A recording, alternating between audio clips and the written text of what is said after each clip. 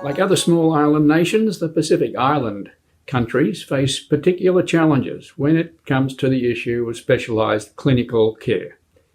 That is, high-level hospital services and high-level surgery. Hello, I am Professor Peter O'Neill from the Nossal Institute for Global Health at the University of Melbourne, and I will help you work through this virtual policy dialogue. Now, despite the need, which in fact has become even more pressing with the increasing burden of non-communicable diseases and with the conditions created by the COVID-19 pandemic, there has in fact been little policy development in this particular area, especially for OMR, Overseas Medical Referral. In this virtual policy dialogue, we will talk with a range of practitioners and policymakers and researchers about these issues and what might be done as a policy response. The work that we report on here was taken up following a request from Pacific Island health ministers, and it was commissioned by the Asia Pacific Observatory on Health Systems and Policies, and carried out in collaboration with SPC, that is the Pacific Community, and with the World Health Organization. The Nossal Institute for Global Health recently completed a working paper and policy brief summarising some research we did in partnership with WHO and SPC on the topic of overseas medical referral for Pacific Island countries. The research was commissioned by the Asia Pacific Observatory for Health Systems and Policies, the APO, and the World Health Organization. The idea for the research came about in response to a request from Pacific health leaders following a side meeting of the 68th session of the Regional Committee for the Western Pacific that was held in Brisbane in late 2017. The request from the health leaders was to fully map specialised clinical services so that they could get a better understanding of how to increase the quality of care and explore options for cost saving. The aim of the research for the policy brief was to explore country and regional solutions that might address some of the identified challenges relating to overseas medical referral schemes in the Pacific.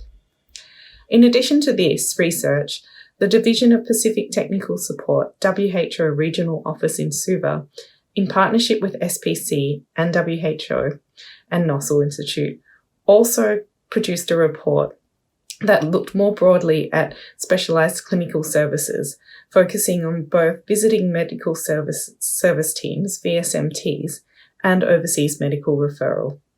So with support from the Asia Pacific Observatory for Health Systems and Policies, we designed this research in collaboration with SPC and WHO. So the research aimed to explore the different policy settings for OMR across the varied health system context in the Pacific. We're really interested in understanding how access, quality and efficiency of OMR services were impacted by these varied settings. The research was based on a quantitative questionnaire that was completed in 2018 by officials from Ministries of Health in 14 Pacific Island countries, and a review of existing OMR policy documents in 16 countries. We took a health systems perspective to this work. We recognise that OMR is its own system, subsystem within the health system. It has a specific referral pathway or process for determining who has access to care. It often has different sources of financing, different ways of purchasing services, and paying providers compared to the rest of the health system. By definition, OMR providers will be different from those who deliver services in the rest of the system. It often also has its own separate information system. However, we also see OMR as part of the broader system for delivering specialised clinical services and ultimately for making progress towards universal health coverage in the Pacific. So we came to this research with the perspective that OMR is part of the broader health service delivery system in the Pacific, being the highest referral level in the system, and that its access, quality and efficiency is in turn impacted by the broader health system and the context in which the system operates, not just OMR policies.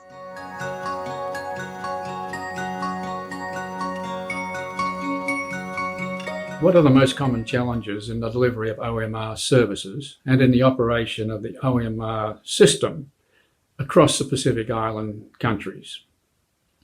These challenges are both geographic and demographic.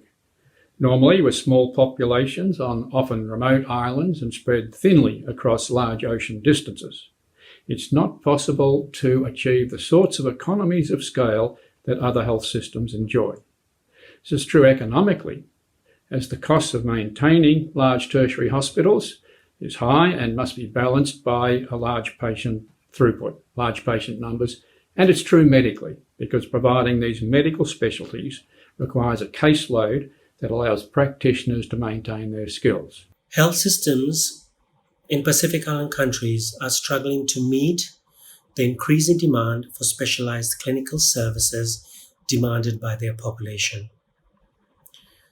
One of the biggest reasons for this increasing demand is the rising burden of non-communicable diseases in the region.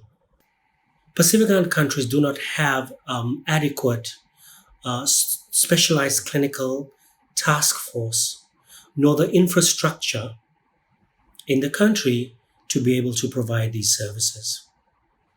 And even if they could provide these services within the country, their small population means that they do not achieve economies of scale. In other words, the cost of providing these services domestically may far outweigh the benefits derived from these services. Our study have found a number of things.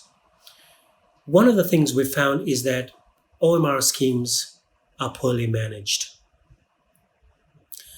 While most Pacific Island countries have OMR policies, the policies were inconsistent across the region. We found countries with policies that were about 20 to 30 pages, and that there were countries with policies that were 3 to 5 pages. It tells you a bit about the content in such policies. There's also the challenge of ensuring that these policies are actually practiced in the OMR processes in the country. The other challenge is that there is a high turnover rate of OMR coordinators. This high turnover rate becomes very disruptive to the OMR process within the country. In fact, during the 2 years of our study, I recall that 3 of the countries had their OMR coordinators changed within that period. There needs to be an improvement in the recording of OMR data. Data recorded are not only inconsistent across Pacific Island countries, but they're also incomplete with lots of data gaps. The other challenge is that there's very little monitoring and evaluation of the quality of care received by overseas medical referral patients, even a lack of follow-up when these patients return back into the country. Most of the countries that we asked if they were aware of the health status of OMR patients, at least in the last 5 years, most of them were not sure.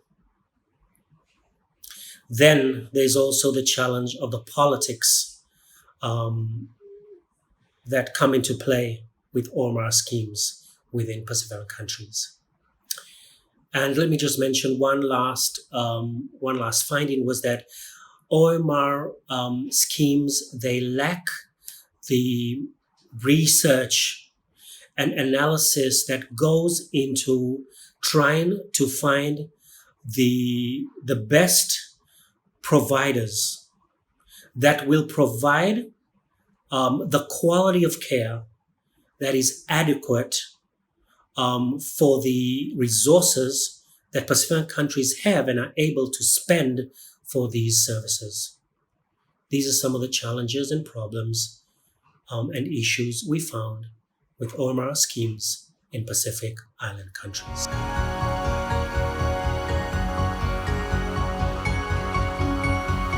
So one of the challenges that we see is that sometimes when, say, a visiting team comes into one of the bigger countries, sometimes it's easier for the smaller island countries to send their cases there because of the geographical distance and the cost that it takes to bring a team, say, to a smaller island country like Tokelau.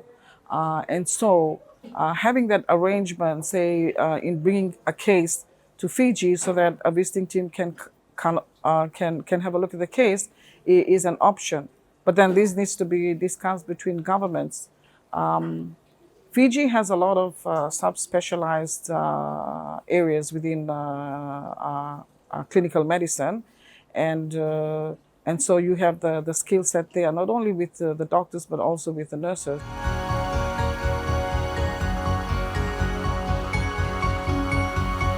Right now, I'm acting medical superintendent because the medical superintendent is currently in lockdown in Australia.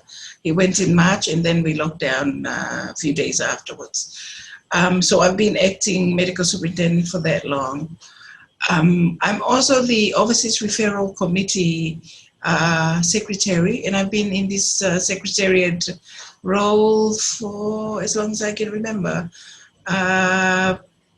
Since 1999, I think, or 2000. So it's been a long time that I've been in this position. Majority of what we refer overseas are usually for cancer treatment, for chemotherapy and radiotherapy, because we don't have the a comprehensive oncology in Tonga yet. What we have with pediatrics, we usually send our patients to Starship for their initial, for when they get initiated in whatever treatment that they have. And then they get, the patient get to come home after a month, I think, a month to 6 weeks. And the nurses and the staff here in Tonga continue with the treatment, and we would like to see that happening also with adults. Unfortunately, it's a very hard. Where we are is a very hard. We make very hard decisions, but we have to remove the emotion from it so that we can get better use of the funds that's available to us for sending patients over to New Zealand or Australia or India or wherever they go. You were talking about the model that you have with Starship for the children and how it would be good to replicate that for the adults. What are some of the things that actually make that a good system? The main thing is that we have a rapport between our doctors here in Tonga. Dr. Chainskin, she's an oncologist, a pediatric oncologist. So she set up a program for the whole Pacific. So again, it's a regional program. So it was for the whole Pacific, and Tonga's got on it, and we have managed to stay for more than 10 years. Whereas when we have children that has cancer like ALL, or if it's treatable, we usually do blood tests here to say that most likely this child will be good to go over for the treatment. We try to get everything ready and get the patient on the next plane, which is about 2 or 3 days later. So that's how the Overseas Referral Committee here in Tonga work. Sometimes with urgency. So that kind of thing, we have to have a relationship between our doctors here.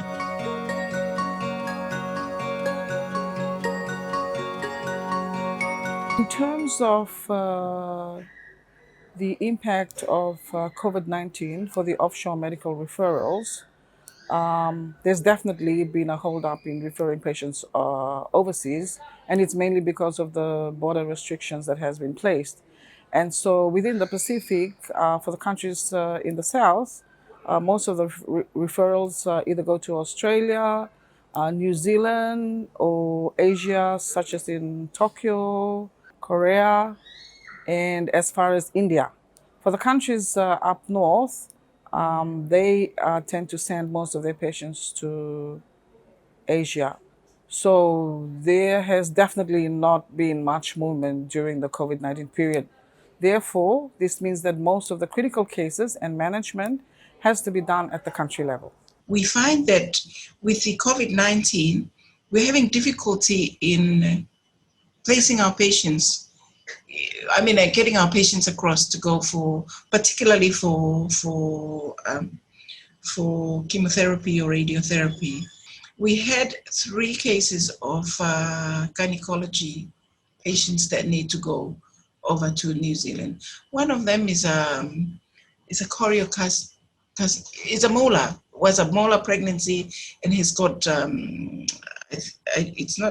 choriocarcinoma. That is very treatable, if they get there soon enough. She's been waiting for about 3 months now because no gynecology oncologist in Auckland wants to take her on. I have just got one referral for a meningioma. Again, it's not a cancer, but it's a large meningioma. She was referred to the ORC committee about a week or 2 ago, and all I had said is, try your best. This is to the doctor who referred the case. Try your best to convince someone in New Zealand to take your case. If they do take it, then bring it back to us, and then we can do the rest. So that's the kind of relationship that I need for the doctors here in Tonga and the doctors overseas. So the case had just been referred this morning. We are going to start working on that case to go over. I suppose it's challenging in itself as a process, and now with the border closures, it's even more complex. You mentioned before that you had some patients in India that are still there. How long have they been in India, and what's the process for getting them home? Okay, we had 6 patients that we sent over at the end of last year. The treatment had been ongoing. Most of them they're no longer on treatment. They're just waiting to get back home. That had gone on to, I have already asked our CEO to contact the Ministry of Foreign Affairs, and they're handling that to try and get them back home. The 2 of those patients, there were 6 of them, 2 of those patients had died already, and their funeral had been held in India.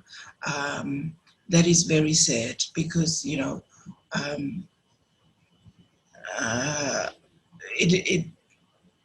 though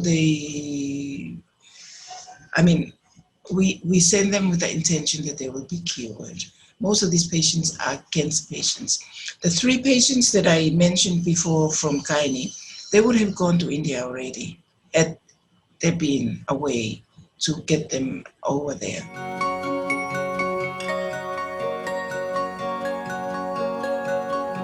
The implications of COVID-19 for the future of OMR, this means that countries will need to more or less improve their services and strengthen their capacity in the treatment of cases that they normally send overseas. So therefore, they will need to be more subspecialized areas, say in the areas of medicine or surgery. And so having to do this will probably be pretty difficult and challenging for the Pacific Island countries. We know that there are a few countries that do subspecialize, and that's countries like Fiji and Vanuatu and Solomon Islands. But the other smaller island countries, they may find this difficult. So I guess if there is less restrictive travel within the Pacific, countries like Tokelau will then refer their cases to Samoa or to Fiji, and then countries like Kiribati or Tuvalu can send their cases to Fiji, which they have been doing even before COVID-19 happened. And this will then continue between the countries. So the travel of patients will be increased within the Pacific, but probably less so from the Pacific to other countries overseas, depending on the flights.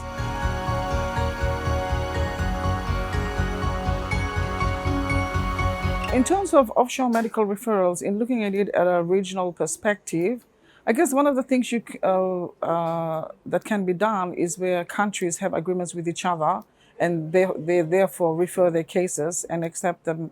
Like say in Fiji, your options would be the government hospital, and then you also have the private hospital, which is now Oceania Hospitals. And in countries up north, they could then take them to super clinics. Or say in Guam, they could send them to the private hospital. Of course, cost is a factor, and on top of that, again, during the period of COVID-19, it will you'll be looking at the flights availability and movements within the Pacific. So going back to the question, what can we do better? I really do think that approaching oncology treatment like what they're doing for pediatric patients would be a good way forward. But who is going to offer their hands and say, yeah, you can bring your patients over, we will give you this much and you can do it. The other thing too is the radiotherapy part of it. I don't see ourselves offering this service for long, at all in the next 20 to 30 years. Maybe I'm jumping the gun too much, but I don't see it happening soon. What I had already raised in one of our meetings is to perhaps have a regional place. Fiji would be the best place to place it for treatment for an oncology center for the whole Pacific. Particularly for our patients, because that's the one thing that we cannot treat in our small Pacific islands, and we need to send overseas. We do need to send patients for cardiac surgery, but with the OHI coming from Australia to Tonga, Australia and New Zealand, I think they are combined. When they come to Tonga, they take up to 20 patients that would have gone over to the other side. So that not only cut costs, so we are able to treat more patients, but also it reduces our number of patients going overseas for these services. So to me, that's a good thing. If the services can come to the Pacific, why not? That's just my idea. Just listening to Anna just gives you an idea of the challenges that happen, in the various countries in the Pacific Island countries. And I think, given that this will be our new norm of not only communication, but trying to manage our cases in country and trying to send as much as we can offshore so that they can get treated, knowing very well that we know that they can be treated. I think we definitely have to look at the regional centers, whether it's being developed now or there are discussions from before, towards developing, say, a regional center for cancer. This is probably the time where governments and regional organizations will need to get together with implementing partners to discuss this, and this might be probably the right time and environment to do so. Just listening to Anna talking about cancer patients that are treatable, having a regional cancer, be it here in Fiji or some other country within the Pacific, will be able to help our Pacific Island countries. And I think that'll be the way to go, having those centers at the regional levels. And at the same time, having the countries with the capacity to be able to treat these patients. I think a few years ago, Fiji was looking at having radiotherapy being done in Fiji, and if that was to succeed and go ahead, it'll be a really good plus for the other countries if they were to want to manage their cases and so have radiotherapy to bring them across to Fiji. We have other countries in the Pacific like Tahiti and Guam who have state-of-the-art facilities, and they also have the HR capacity in there. And I guess governments will then can talk to each other to see how the sending patients offshore can be done.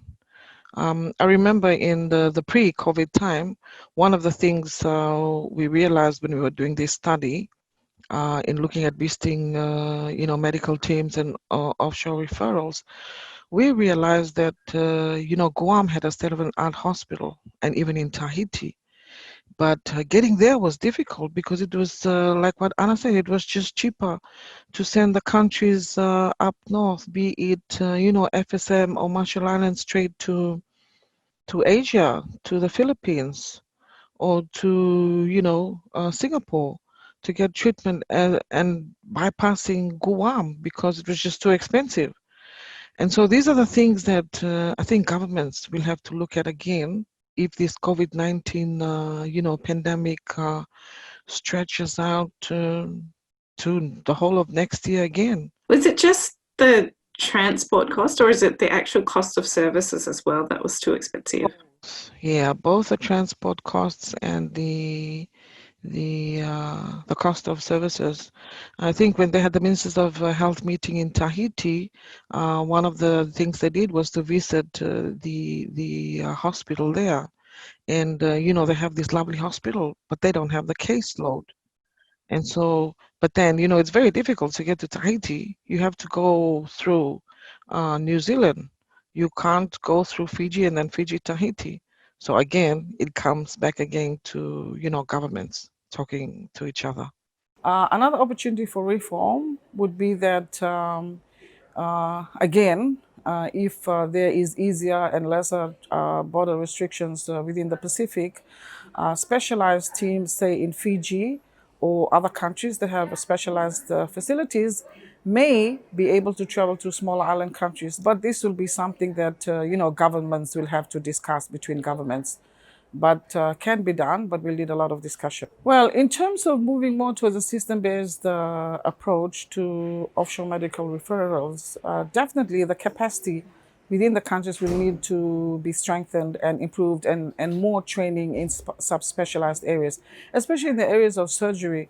But you can only do this in countries with bigger populations or who have more resources, like Fiji or Vanuatu or the Solomons. The smaller island countries, they will still need to refer their cases to other bigger countries in the Pacific. So I don't think that we will have much choice, but definitely, if governments talk to each other, there can be something that can happen.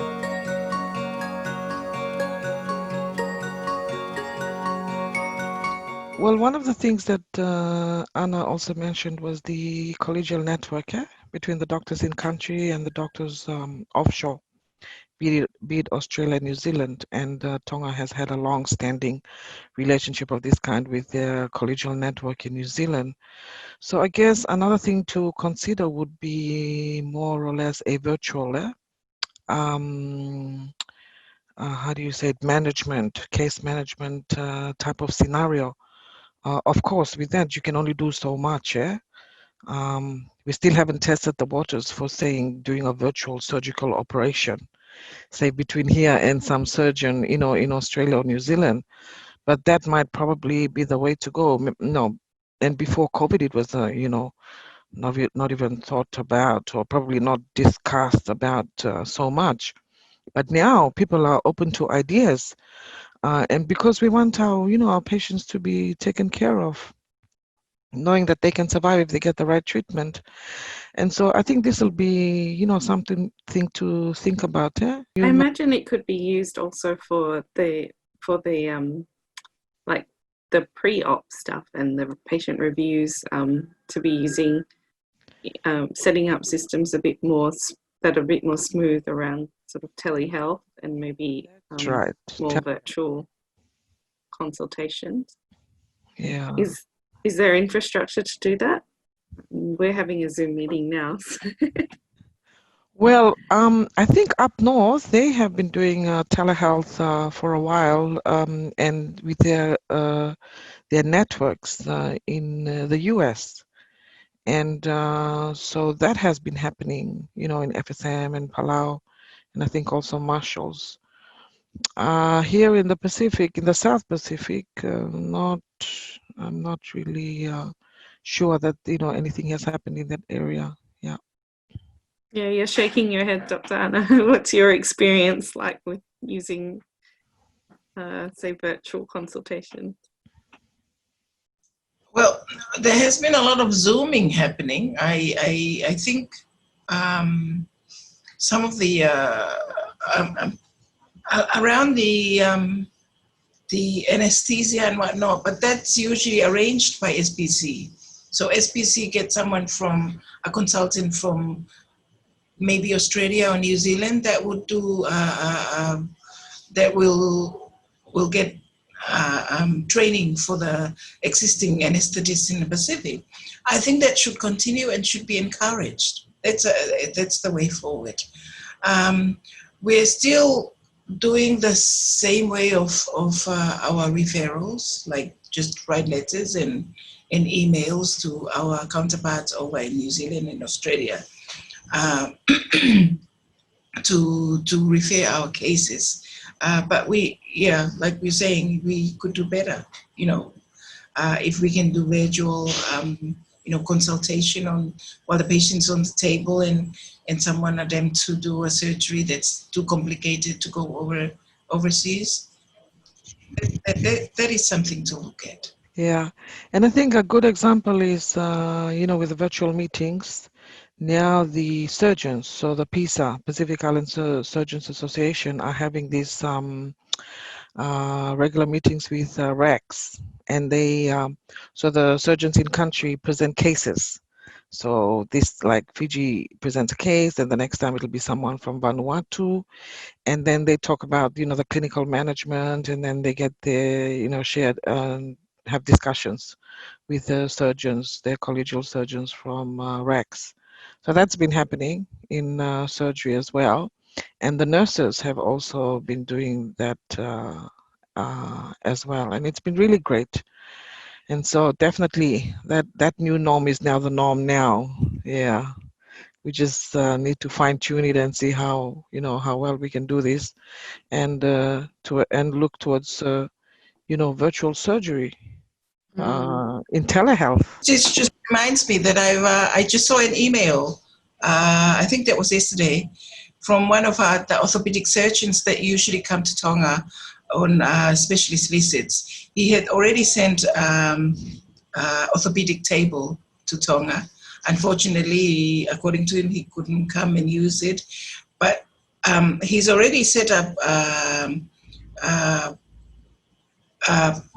dialogue with the chief surgeon here, that they will do, I think, once a week consultation, whereas one of the young doctors will present a case that they see during the week, and then he will consult from the other side on how they should be managing this case, because we have a lot of orthopedic cases, but we don't have an orthopedic surgeon. So that too is already in the pipeline, and probably they'll start this Friday, because by the look of it, because they said that they'll start on Friday.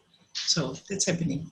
I really do think that as a region, particularly the South Pacific region, I think governments should get together, and that should also be, and SPC has a role to play in coordinating these talks at the level where